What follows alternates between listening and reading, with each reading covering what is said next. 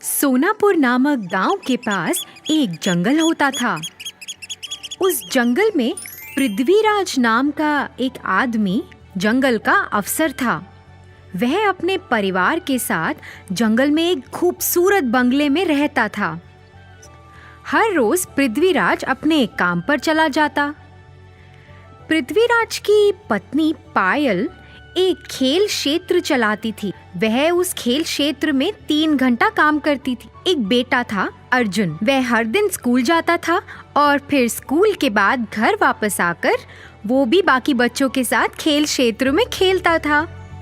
खेल क्षेत्र के पीछे पृथ्वी और पायल ने एक छोटा सा खूबसूरत लकड़ी का घर पेड़ पर बनाया। वह उसे अर्जुन को उसके 9वें जन्मदिन पर उपहार के रूप में देना चाहते थे। उन्होंने उस घर में खूब सारे खिलौने रखे। फिर जैसे ही एक दिन अर्जुन अपने स्कूल से घर आया, उसके माता पिता ने उसकी आंखों पर पट्टी बांध दी और उसे उस पेड़ के पास ले गए।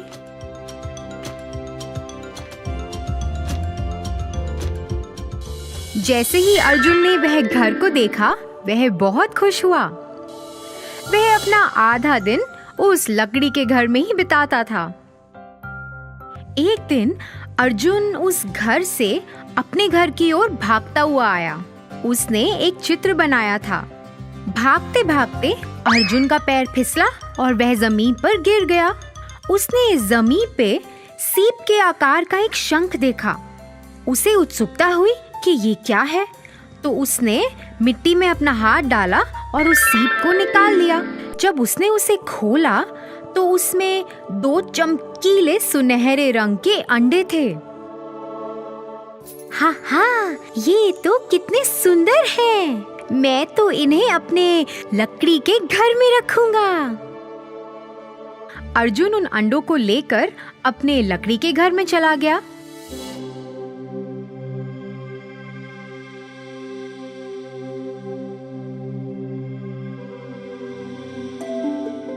और उनके साथ खेलने लगा।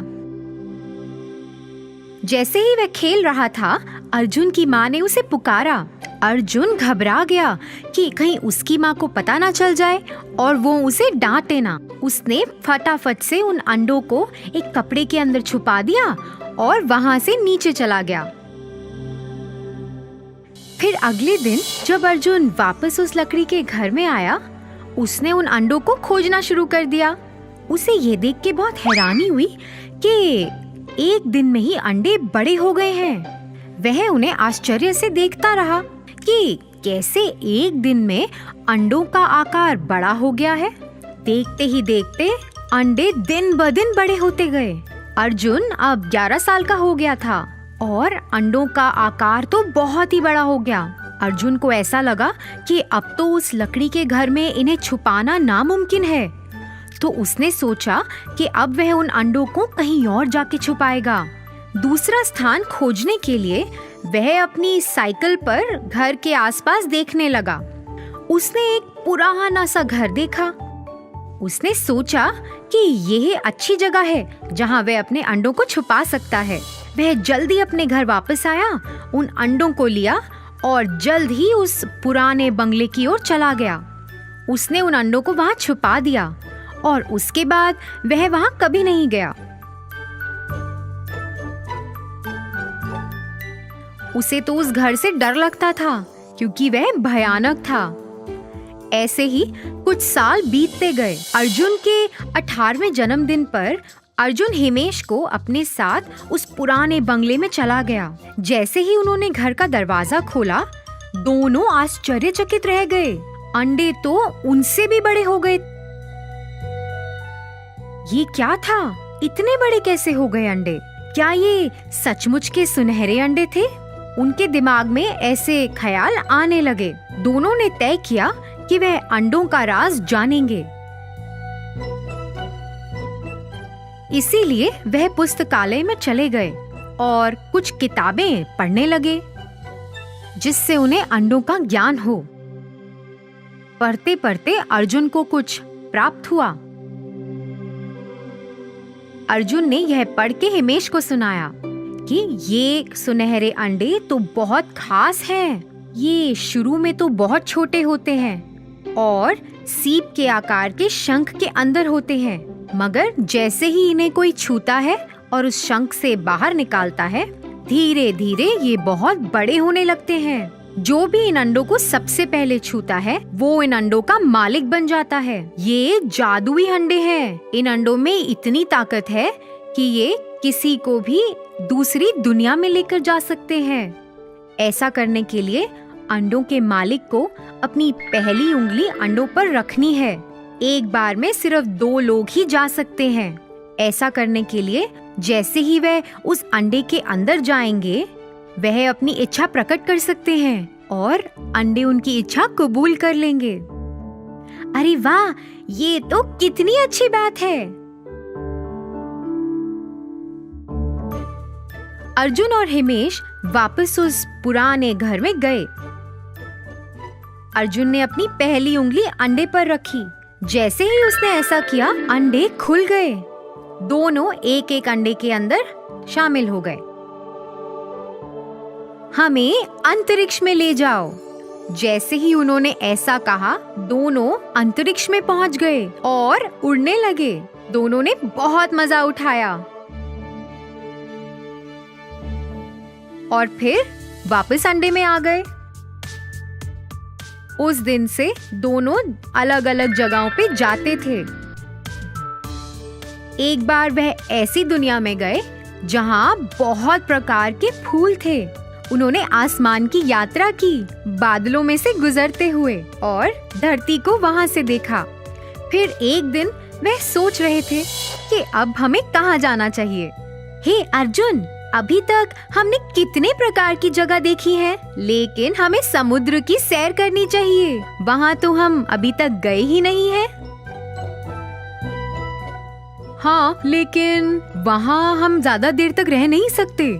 हाँ, तो इसीलिए हमें वहाँ तैरना होगा। फिर हम समुद्र के अंदर की दुनिया को देख सकते हैं।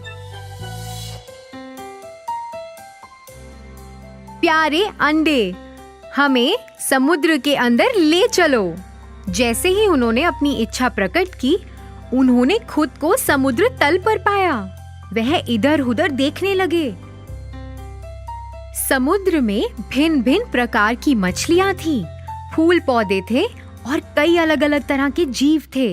वह तो समुद्र के अंदर की दुनिया को देखकर हैरान रह गए थे।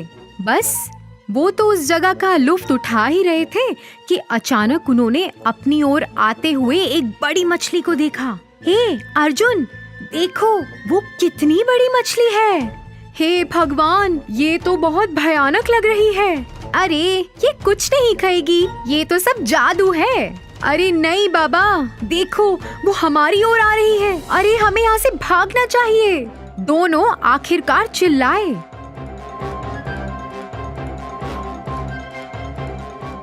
मेरे सुनहरे अंडे, मुझे यहाँ से वापस ले चलो।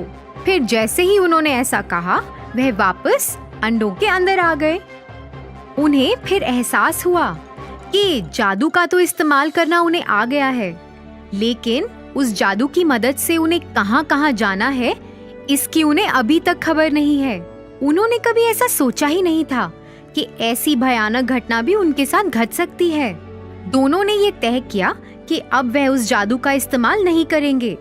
उन्होंने उन सुनहरे अंडों को बड़े से कपड़े से ढक दिया।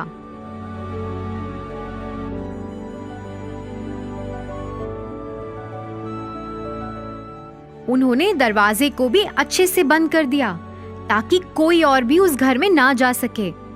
इसके बाद वह दोनों उस घर में मुड़कर कभी वापस नहीं लौटे। तो बच्चों, इस कहानी से हमें ये सीख मिलती है कि हमें अपनी सीमा से बाहर जाकर कुछ भी नहीं करना चाहिए, नहीं तो हमें मुसीबतों का सामना करना पड़ सकता है।